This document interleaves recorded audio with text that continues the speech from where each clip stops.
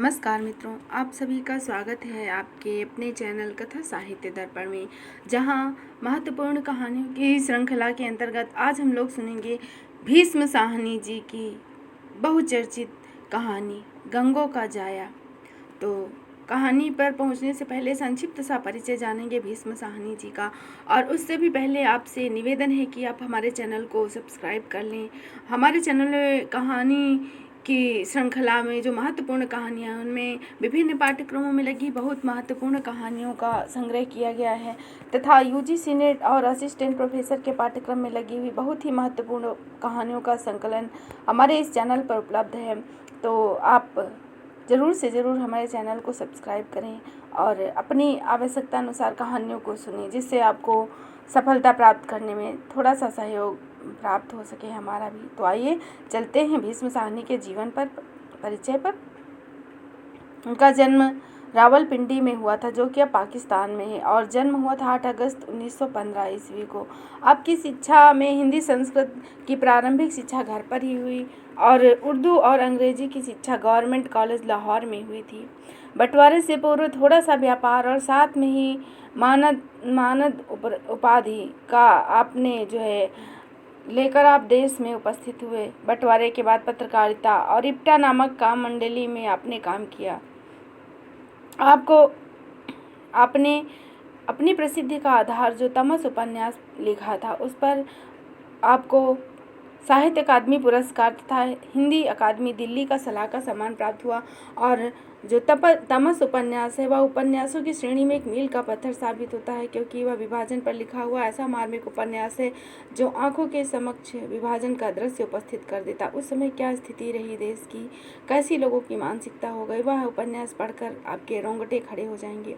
आपकी कहानियाँ भी बहुत प्रसिद्ध रही। आपने कहानी संग्रहों में भाग्य रेखा, और जो आपका कहानी संग्रह है, और तमगे कहानी है, उसमें क्रिकेट मैच, मुर्गी की कीमत, नीली आंखें, गंगों का जाया, भाग्य रेखा में घर बेघर, खून के छींटे, घर की इज्जत, पहला पाठ आपका कहानी संग्रह जिसमें चीफ की दावत, जो कि बहुत ही महत्वपूर्ण कहानी और विभिन्न पाठ्यक्रमों में लगी हुई कहानी है, वह सब संकलित है।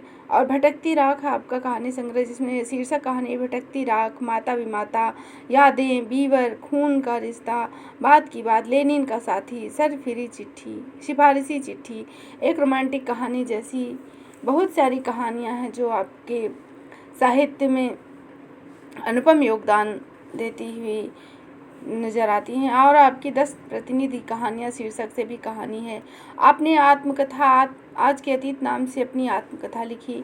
आपके प्रसिद्ध नाटकों में हैं हानुश, माधवी, कबीरा खड़ा बाजार में, मुआवजे, और बाल उपयोगी कहानियों में आपने गुलेल का खेल लिखी है। इस तरह आपकी प्रसिद्ध कहानियों का संग्रह, जो कि हिंदी साहित्य में अपने अनुपम योगदान के लिए सदैव हिंदी साहित्य आपका रेडी रहेगा। तो चलिए चलते हैं आपकी प्रसिद्ध कहानी गंगों का जाया पर। प्रस्तुत कहानी में दिल्ली में काम करने वाली मजदूर महिला की मार्मिक व्यथा का वर्णन है। चलते हैं कहानी पर। गंगों की जब नौकरी छूटी तो बरसात का पहला छींटा पड़ रहा था। पिछले दिन से गहरे नीले बादलों के पुंज आकाश में करवटें ले रहे थे, जिनकी छाया में गर्मी से अलसाई हुई पृथ्वी अपने ठंडे उच्छ्वास छोड़ रही थी। शहर भर के बच्चे बूढ़े बरसात की पहली बारिश का नंगे बदन स्वागत करने के लिए उतावले थे। यह दिन नौकरी से निकाले जाने का न था। मजदूरी की नौकरी थी बेशक, पर बनी रहती तो इसकी स्थिति में गंगों भी बरसात के छींटे का शीतल स्पर्श ले लेती। पर हर शगुन के अपने चिन्ह होते हैं। गंगों ने बादलों की पहली गर्जना में ही अपने भाग्य की आवाज़ सुन ली। नौकरी छूटने में देर नहीं लगी। गंगों जिस इमारत पर काम करती थी, उसकी निचली मंजिल तैयार हो चुकी थी। अब दूसरी मंजिल पर काम चल रहा था। नीचे मैदान में गारे की टोकरियां उठा उठाकर छत पर ले जाना गंगों का काम था। मगर आज सुबह जब गंगों टोकरी उठाने के लिए जमीन पर झुकी, तो उसके हाथ जमीन तक न पहुंच पाए। जमीन पर पांव के पास पड़ी हुई टोकरी को छूना एक गहरे कुएं से पानी को छूने के समान हो गया। इतने में किसी ने गंगों को पुकारा, मेरी मान जाओ गंगों, अब तुम टोकरी ना उठाओ, तुम छत पर ईंट पकड़ने के लिए आ जाओ। छत पर लाल ओढ़नी पहने 4 ईंटें उठाए दुल्लो मजदूरन खड़ी उसे बुला रही थी। गंगों ने न माना और फिर एक बार टोकरी उठाने का साहस किया, मगर होंठ काट कर रह गई। टोकरी तक उसके हाथ न पहुँचे। गंगू को बच्चा होने वाला था, कुछ ही दिन बाकी रह गए थे। छत पर बैठकर ईंट पकड़ाने का काम आसान था। एक मजदूरन नीचे मैदान में खड़ा एक एक ईंट उठाकर छत पर फेंकता और ऊपर बैठी हुई मजदूरन उसे झपट लेती और गंगू का इस काम से खून सूखता था। कहीं झपटने से हाथ चूक जाए और उड़ती हुई ईंट पेट पर आ लगे तो क्या होगा। ठेकेदार हर मजदूर के भाग्य का देवता होता है। जो उसकी दया बनी रहे तो मजदूर के सब मनोरथ सिद्ध हो जाते हैं, पर जो देवता के तेवर बदल जाए तो अनहोनी भी होके ही रहती है। गंगू खड़ी सोच ही रही थी कि कहीं से मकान की परिक्रमा लेता हुआ ठेकेदार सामने आ पहुंचा। छोटा सा पतला शरीर, काली टोपी, घनेरी मूछों से बीड़ी का धुआं उड़ाता हुआ गंगू को देखते ही चिल्ला उठा, खड़ी क्या देख रही है, उठाती क्यों नहीं? जो पेट निकला हुआ था तो क्यों आई थी? धीरे धीरे चलती हुई गंगू ठेकेदार के सामने आ पहुंची। ठेकेदार का डर होते हुए भी गंगू ने होठों पर हल्की सी स्निग्ध मुस्कान लाई और जो महीने भर से उसके चेहरे पर खेल रही थी, जब से बच्चे ने गर्भ में ही अपने कौतुक शुरू किए थे। और गंगू की आंखें जैसे अंतर्मुखी हो गई। ठेकेदार झगड़ता तो शांत रहती और जो उसका घरवाला बात बात पर तिनक उठता तो भी चुपचाप सुनती।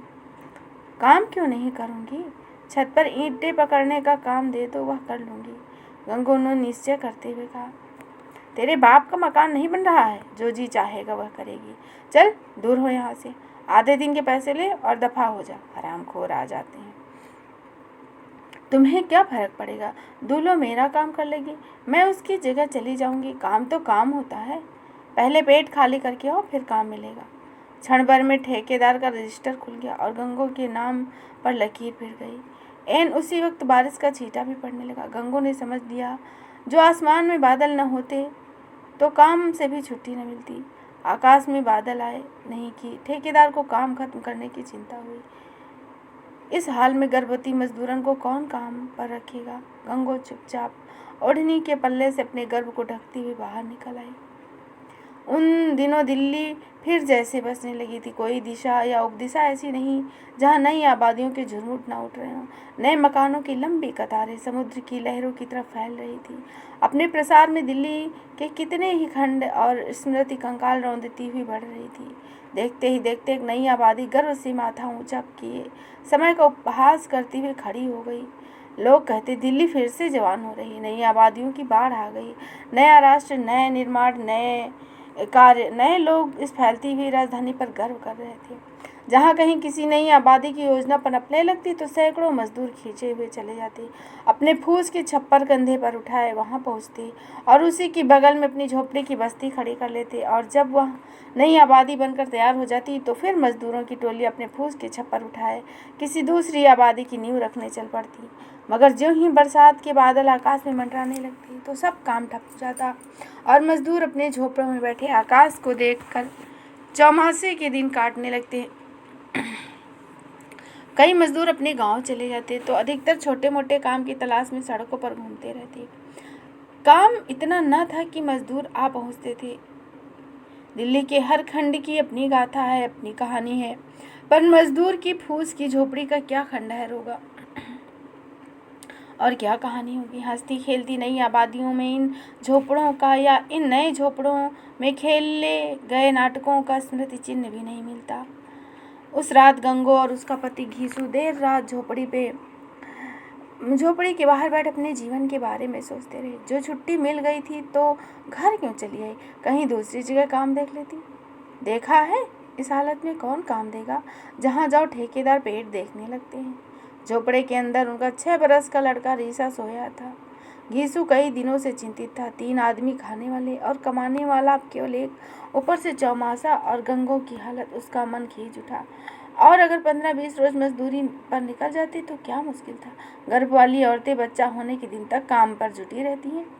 घीसू गठीले बदन का नाटे कद का मजदूर था, जो किसी बात पर तिनक उठता तो घंटों उसका मन अपने काबू में न रहता। थोड़ी देर चिलम के कस लगाने के बाद धीरे धीरे कहता, तुम गांव चली जाओ, गांव में मेरा कौन है। तू पहले से ही सपाट पड़े हुए इस हालत में जाएगी तो तुझे घर से कौन निकाल देगा। मैं कहीं नहीं जाऊंगी, तुम्हारी जमीन तुम्हारे भाई ज़मीन पर पाँव नहीं रखने देंगे। 2 दफ़े तो तुमसे लड़ने मरने की नौबत आ चुकी है, तो यहाँ क्या करोगी? मेरे काम का भी कोई ठिकाना नहीं। सुनते हैं सरकार ज़्यादा मजदूर लगाकर 3 दिन में बाकी सड़क तैयार कर देगी। मरम्मती काम तो चलता रहेगा ना, गंगू ने धीरे से कहा।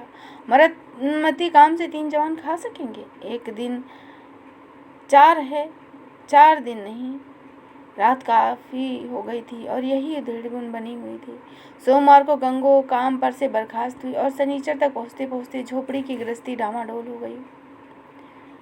माँ, बाप और बेटा, 3 जवान खाने वाले और कमाने वाला एक। गंगू काम की तलाश में सुबह घर से निकलती और दोपहर तक बस्ती के 3 चक्कर काट आती। किसी से काम का पूछती तो यूं देखकर वह हंसने लगता या आसमान पर मंडराने वाले बादल दिखा देता। सड़कों पर दर्जनों मजदूर दोपहर तक घूमते नजर आने लगे। फिर एक दिन घीसू ने जब लौट कर सुना दिया सरकारी सड़क का काम समाप्त हो चुका है, तो घीसू और गंगू मजदूरों के स्तर से लुढ़क आवारा लोगों के स्तर पर आ पहुँचे। कभी चूल्हा जलता, कभी नहीं। भरपेट खाना किसी को न मिलता। छोटा बालक रीसा, जो दिन भर खेलते न थकता था, अब झोपड़े के इर्द गिर्द ही मंडराता रहता।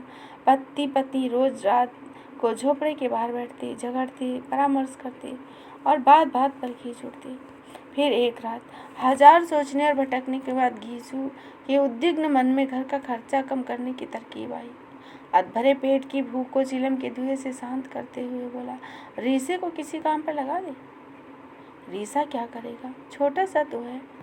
छोटा है, चंगे भले आदमी का राशन खाता है, इस जैसे सब लड़के काम करते हैं। गंगू चुप रही। कमाओ बेटा किसे अच्छा नहीं लगता, मगर रीसा भी सड़क पर चलता भी था तो बाप का हाथ पकड़कर वह क्या काम करेगा? घीसू ने कहा, इस जैसे लौंडे बूट पॉलिश करते हैं, साइकिलों की दुकानों पर काम करते हैं, अखबार बेचते हैं, क्या नहीं करते? कल मैं इसे गणेशी के सुपुर्द कर दूंगा, इसे बूट पॉलिश करना सिखा देगा। गणेशी घीसू के गांव का आदमी था। इस बस्ती से एक फलांग दूर पुल के पास छोटी सी कोठरी में रहता था। एक छोटा सा संदूकचा कंधे पर लटकाए गलियों के चक्कर लगाता और बूटों के तलवे लगाया करता था। दूसरे दिन घीसू काम की खोज में झोपड़ी से निकलते हुए गंगू से कह गया, मैं गणेशी को रास्ते में कहता जाऊंगा, तू सूरज चढ़ने तक रीसे को उसके पास भेज देना। रीसा काम पर निकला। छोटा सा पतला शरीर, चकित उत्सुक आंखें, बदन पर एक ही कुर्ता लटकाए। गणेशी के घर तक पहुंचने में कौन सी आसान बात न थी। रास्ते में प्रकृति रीसे के मन को लुभाने के लिए जगह जगह अपना माया जाल फैलाए बैठी थी। किसी जगह 2 लौंडे झगड़ रहे थे, उनका निपटारा जरूरी था। रीसा घंटा भर उन्हीं के साथ घूमता रहा। कहीं एक भैंस कीचड़ में फंस गई, कहीं पर एक मदारी अपना खेल दिखा रहा था। रीसा दिन भर घूम फिर कर दोपहर के वक्त हाथ में छड़ी घुमाता हुआ घर लौट आया।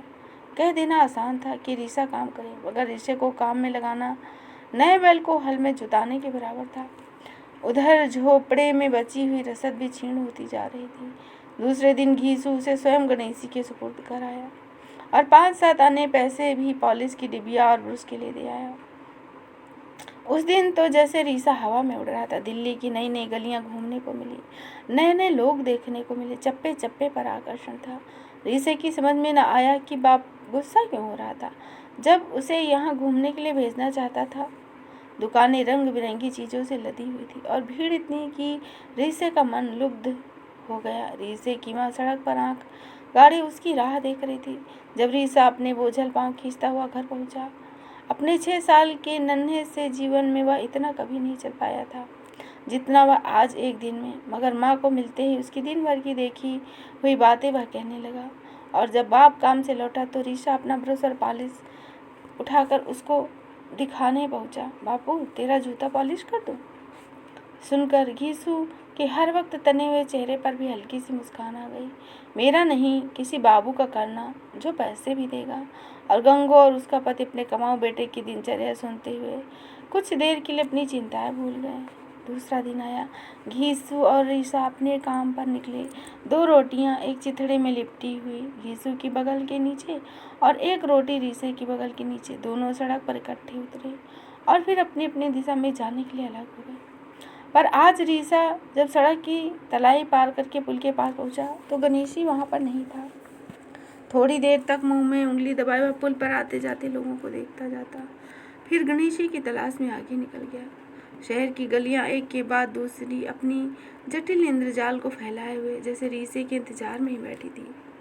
एक के बाद वह दूसरी गली में बढ़ने लगा, मगर किसी ने भी उसे कल की परिचित गली नहीं दिखाई, न कहीं गणेशी की आवाज़ सुनाई दी। थोड़ी देर घूमने के बाद रीसा गली की मोड़ पर बैठ गया, अपनी पॉलिश की डिब्बियां और ब्रश सामने रख लिए और अपने पहले ग्राहक का इंतजार करने लगा। गणेशी की तरफ उसने मुंह टेढ़ा कर पॉलिश का शब्द पूरी चिल्लाहट के साथ पुकारा। पहले तो अपनी आवाज़ सुनकर स्तब्ध हो रहा, फिर निसंकोच बार बार पुकारने लगा।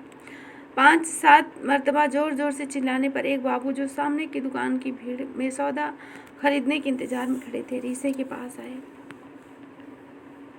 पॉलिश करने का क्या लोगे, जो खुशी हो दे देना।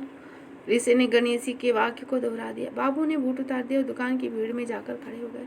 रीसे ने अपनी डिबिया खोली। गणेशी के वाक्य तो वह दोहरा सकता था, मगर उसकी तरह हाथ कैसे चलाता।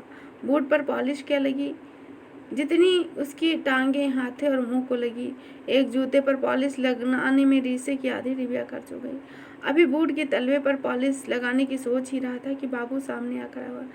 रीसे के हाथ अनजाने में ठिठक गए। बाबू ने बूटों की हालत देखी, आओ देखा न था, जोर से रीसे के मुंह पर थप्पड़ दे मारा। रीसे का मुंह पूरा घूम गया। उसकी समझ में न आया कि बात क्या है। गणेशी को तो किसी बाबू ने थप्पड़ नहीं मारा था। हरामजादे, काले बूटों पर लाल पॉलिश, और गुस्से में गालियां देने लगा।